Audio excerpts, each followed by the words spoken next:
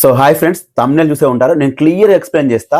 Clear గా that so called సోది reviewer Kalyan కు భజన చేస్తున్నాడు. కళ్యాణ్ కళ్యాణ్ కళ్యాణ్ కళ్యాణ్ కళ్యాణ్ ఇంతకు మించి వేరే కంటెస్టెంట్ ఇంకెవరైనా కనిపించట్లేదు, కనిపించరు కూడా. అదంతా నేను క్లియర్ ఎక్స్ప్లెయిన్ చేస్తానండి. ఇది రీచ్ అవ్వాలి, ఆయన చూస్తే కానీ ఖచ్చితంగా రీచ్ అవ్వాలి. ఒక్కసారి లైక్ చేయండి. సబ్స్క్రైబ్ చేయకపోయినా పర్లేదు, బట్ లైక్ మాత్రం చేయండి. వీడియోని లైక్ చేస్తే ఎక్కువ మందికి రీచ్ అవుతుంది. దట్ సోకాల్డ్ రివ్యూవర్ కూడా రీచ్ అవుతుంది.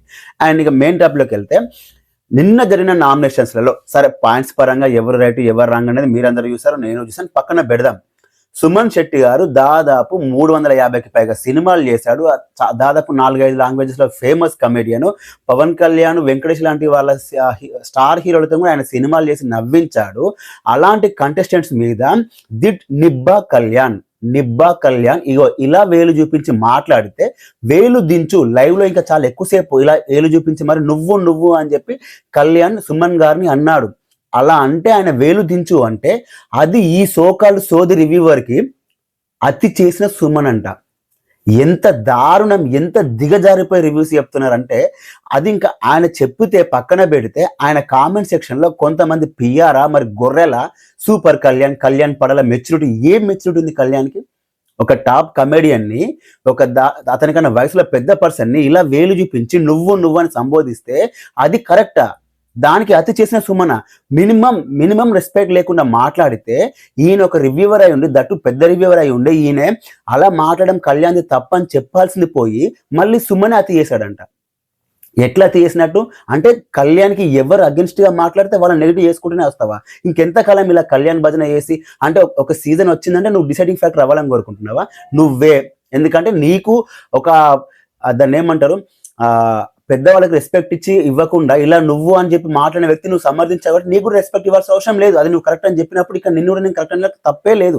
సో ఓకే, నీకు ఈ రోజు 9 మంది సబ్స్క్రైబర్స్ ఉండొచ్చు, నువ్వు ఒక సీజన్ వెళ్ళి రావచ్చు. అఫ్ కోర్స్ ఆ సీజన్ ఫ్లాప్ అయిందే నీ వల్ల, అది సెకండ్ ఆప్షన్ అనుకో. బట్ నువ్వు ఒక 9 మంది సబ్స్క్రైబర్స్ ఉన్నారు కాబట్టి నేను ఏం చేసినా చెల్లుతుంది, నేను డిసైడింగ్ ఫ్యాక్టర్ అవ్వాలని నువ్వు కోరుకుంటున్నావు కావచ్చు. ఈ రోజు నీది కావచ్చు, బట్ ఎవ్రీ సీజన్ నీది కాదు. ఇది బాగా గుర్తుపెట్టుకో. ఖచ్చితంగా డౌన్ఫాల్ అనేది ఏదో ఒకరు స్టార్ట్ అవుతుంది. ఈ రోజు నేను సపోర్ట్ చేసిన వాళ్ళే రేపు నెక్స్ట్ సీజన్, రాబోయే సీజన్స్ లో కూడా వాళ్ళకి నచ్చిన ఫేవరెట్ కండిషన్ నువ్వు ఇలాగే నెగిటివ్ చేస్తే అప్పుడే వాళ్ళు నేను అన్సబ్స్క్రైబ్ చేసి కూడా పోతారు. ఇంత మరి అహంకారంతో రివ్యూస్ చెప్తే ఎట్లా? అక్కడ జరిగిన సినారియో ఏంటి, నువ్వు చెప్పే రివ్యూ ఏంటి? ఎపిసోడ్ లో ఈ లేని ఒక ప్రోమో వస్తుంది, ఆ ప్రోమో నువ్వే ముందు డిసైడ్ చేస్తావు. అందులో పలానా కంటెస్టెంట్ రాంగ్ అని రీతును అలాగే డిసైడ్ చేసి నెగిటివ్ చేస్తావు. ఒక ఫేక్ బజ్ క్రియేట్ చేస్తావు. ఏది లాస్ట్ వీక్ నామినేషన్ టైంలో ఇమ్మానుయల్ నామినేషన్ లోకి వస్తే ఆయన తన పవరాస్త్ర వాడుకున్నాడు, సో అలా సేవ్ అయిపోయాడని చెప్పి అతను నెగిటివ్ చేస్తావు. ఒక ఫేక్ బజ్ క్రియేట్ చేస్తావు. మరి మళ్ళీ అపాలజీ చెప్పావా? లేదు. ఎందుకంటే నేను అడిగేటోడు ఎవరు లేడు. నేను ఏం చెప్పినా చెల్లుతుంది. నా ఫాలోవర్స్ అందరూ గొర్రెలాగా నన్ను సపోర్ట్ చేస్తారు, నాకు లైక్ చేస్తారు, నన్ను కామెంట్ చేస్తారు. నేను ఇంకో 10 లక్షల మంది సబ్స్క్రైబర్ని చేసుకొని నేను డిసైడింగ్ ఫ్యాక్టర్ అవ్వాలని కోరుకుంటున్నాను. ఇమ్మానుయల్ గురించి ఫేక్ బజ్ క్రియేట్ చేసి ఇమ్మానుయల్ పౌరాస్త్ర వాడుకొని నామినేషన్ సేవడ్ అని చెప్పి నువ్వే ఒక వీడియో చేసి వ్యూస్ తెప్పించుకొని డబ్బులు సంపాదించుకొని, మరి ఎపిసోడ్లో ఆయన ఎక్కడ పౌరాస్త్ర వాడుకోలేదు, మరి నువ్వు సారీ చెప్పావా? అపాలజీ చెప్పావా? 65 అయినా చెప్పాడు కదా అపాలజీ. అవును, అది ఒక ఫేక్ బజ్ క్రియేట్ అయిందండి, సారీ అని క్షమించాను అని చెప్పాడు కదా. నీకేమైంది? నువ్వు ఎందుకు చెప్పావు? ఎందుకంటే నీ క్రెడిబిలిటీ పోతుంది. నీ దగ్గర న్యూట్రల్ కాదు, నువ్వు జెన్యున్ కాదు. ఇది చూసి కూడా ఆడియన్స్ స్టిల్ ఆయన కరెక్ట్ అనుకుంటే ఇంకా మీ అంత మూర్ఖులు ఇంకెవరు లేరు. లిటరలీ ఒక కమెడియన్ ని ఆయన ఇన్సల్ట్ చేసి కళ్యాణ్ మాట్లాడతాడు, నిబ్బా కళ్యాణ్. ఎందుకంటే ఆయన దృష్టిలో నిబ్బా డిమాండ్ పోయినప్పుడు నా దృష్టిలో నిబ్బా కళ్యాణ్ అంతే. సో నిబ్బా కళ్యాణ్ ఇలా వేలు చూపించి మాట్లాడితే అది కరెక్ట్ అని చెప్పి సమర్థించి అతి చేసిన సుమన్ అంట. ఇంత వరస్ట్ గా దిగజారిపోతున్న ఆయన రివ్యూస్ ని మీరు చూడడం, ఇంకా నేను చెప్పిన తప్పైతే మీరు ఒకసారి ఆలోచించుకోండి మీకు మీరైనా. ఓకే, అది పక్కన పెడదాం. సుమన్ గారు నామినేషన్ పాయింట్స్ లో ఏం చెప్పాడు? నువ్వు టవర్ ఎలా కట్టు అన్నాడు. అప్పుడు నేను కట్టేశాను. కట్టిన తర్వాత స్టేట్ ఉన్నదాన్ని నువ్వు ఎలా కన్సిడర్ చేస్తావు అన్నాడు. అసలు ఆ సంచాలకనే డిజాస్టర్ సంచాలక్, అక్కడ ఫెయిల్ అయిపోయాడు. ఈవెన్ నాగార్జున గారికి ముందు అదే చెప్పాడు, నేను ఏది ఎలా ఇస్తాను నేనే చెప్పలేదు సార్ అని చెప్పాడు. సుమన్ గారు అడిగినప్పుడు నువ్వు టవర్ ఎలా కట్టుకో అన్నాడు. ఆ తర్వాత నేను స్టేట్ ఉన్నదానికి నేను డిసిషన్ ఇచ్చిన అన్నాడు. సరే, డిసిషన్ పరంగా నేనేం తప్పబట్ట, కానీ సుమన్ గారికి అలా చెప్పడం తప్పు. సుమన్ గారికి లేదన్నా నువ్వు స్టేట్ కడితే నేను కన్సిడర్ చేస్తా అని అంటే అప్పుడు ఆయన చేసేవాడు. నువ్వు మధ్యలో ఆట అంతా అయిపోయి ఎక్కడికో వెళ్ళిపోయిన తర్వాత నువ్వు స్టేట్ అంటే ఎట్లా కుదురుతుంది? అదే కదా ఆయన క్వశ్చనింగ్ చేసింది. దానికి సమాధానం ఇవ్వకుండా చేతి చూపించి నీ ఇష్టం వచ్చినట్టు నువ్వు అని మాట్లాడుతావు. మళ్ళీ నీ కోసం ఇక్కడ ఒక సోది రివ్యూవర్ సపోర్ట్ చేయడం, డబ్బా కొట్టడం, నువ్వు తుమ్మినా దగ్గిన. ఎట్లా అయిపోయింది అంటే, కళ్యాణ్ తుమ్మింది అనుకో, కళ్యాణ్ చాలా మెల్లగా తుంపర్లు ఎవరి మీద పడకుండా చాలా జాగ్రత్తగా తుమ్మాడు. So Kalyan super. కళ్యాణ్ పిత్తింది అనుకో, కళ్యాణ్ వాసన 5గురికి వెళ్ళింది. సో కళ్యాణ్ వాసన బాగుంది, పిత్తిన వాసన బాగుంది అని చెప్పి ఈయన ఎలివేషన్ ఇస్తాడు. అట్లా తయారైపోయింది. మళ్ళీ నాకు చూడడం, అరే ఓపెన్ చేస్తే కళ్యాణ్ కళ్యాణ్ కళ్యాణ్ తమ్మునల్సే ఉన్నాయి, అది ఎలా న్యూట్రల్ అవుతావు నువ్వు ఎలా జెన్యూన్ రివ్యూవర్ అవుతావు? సరే ఆ పాయింట్ పక్కన పెడదాం. డీమన్ పవన్ కళ్యాణ్ నామినేషన్ పాయింట్స్ కొందరికి నాకు కూడా నచ్చలేదు, అది ఓకే. కానీ కళ్యాణ్ డీమన్ పవన్ ఏమని చేశాడు, అదేంటి రెబల్ టాస్క్ లో నువ్వు కొంచెం యాక్టివ్గా ఉండాల్సింది, నేను తీసేసిన తర్వాత నువ్వు సైలెంట్ ఉన్నావు, అసలు నువ్వేం చేసినావు? నీ ముందే దివ్య నిఖిత ఇమ్మానియలు పాలు తాగితే వెళ్ళి గేట్ దగ్గర నిలబడ్డావు. అసలు దివ్య నిఖిత ఏంటి రెబల్ అని చెప్పి నువ్వు క్వశ్చనింగే చేయలేదు. ఆ తర్వాత నాకు తెలుసు అంటే సరిపోతుందా? నువ్వు చెప్పాలి కదా, ఎక్కడ చెప్పావు? అసలు నువ్వేం గేమ్ ఆడినావు లాస్ట్ వీక్? కానీ హౌస్లో నువ్వేం ఆడకపోయినా సరే నీకోసం భజన చేయడానికి ఒక రివ్యూవర్ ఉన్నాడు, ఈయన కోసం భజన చేయడం. దివ్య నిఖిత రెబల్ అని చెప్పి నువ్వు ఎప్పుడు చెప్పినావు? అసలు దివ్య నిఖిత నువ్వు ఏదైనా క్వశ్చన్ చేసినావా? ఏమనంటే దీనికి కవరప్పింగ్ ఏంటంటే దివ్య నిఖిత వాళ్ళ ఓన్ టీం కాబట్టి ఓన్ టీం కోసం స్టాండ్ తీసుకున్నావు. మరి ఓన్ టీం కోసం కప్ ఇచ్చేస్తారా? నువ్వు అక్కడ ఏమైనా తప్పు చేసినావా? ఓన్ టీం కోసం నువ్వు ఎక్కడ చెప్పాలి కదా, తప్పేముంది? ఎక్కడ చెప్పలేదు కదా. ఈయన ఏ పెద్దగా ఏం చేయలేదు, మళ్ళీ ఈయన డిమాండ్ పవన్ దగ్గరికి వెళ్ళాడు. నువ్వు ఆ రోజు డబుల్ టాస్క్ లో అట్లీస్ట్ ట్రై చేయలేదు. అసలు నువ్వు ట్రై చేసి ఏం చేసినావు? నువ్వు ఎక్కడ చెప్పినావు?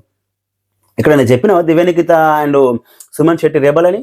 లేదు కదా. అసలు నీ దగ్గరనే గేమ్ లేదు, నువ్వు సోలోగా ఆడిన టాస్క్లే లేవు.